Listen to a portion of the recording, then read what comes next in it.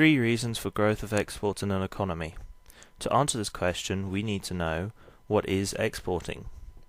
Exporting involves selling goods or services abroad. These goods or services could include satellites, the UK being a large power in geostationary satellites for television, GPS and military communications.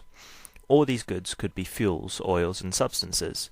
The UK has access to a large amount of natural resources, and it exports the mentioned products in excess of 22% of the exports of the UK, whilst machinery and mechanical equipment come in at 13%, and vehicles come in at 17%.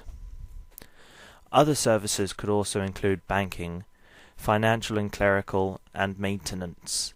The UK is the go-to country for most banking needs, being the HQ hub for many businesses, as well as having large amounts of currency bought and sold as interest rates vary. However, these services aren't so much classed as exports, as they aren't physical goods per se.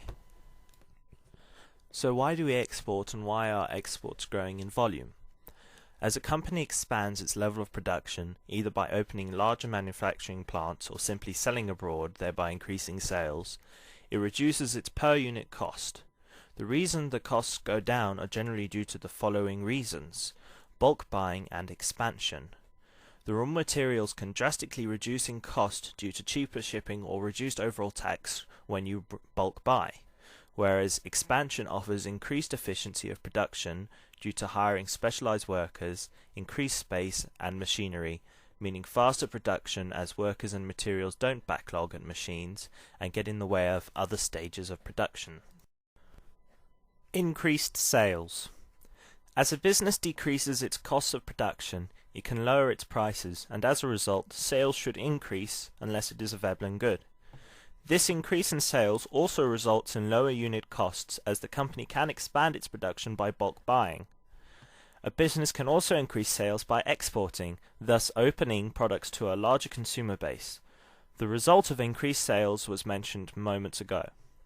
It must be noted that although exporting and expanding can reduce prices, it is a finite expansion which will eventually reach an equilibrium, or the company will experience diseconomies of scale and eventually collapse.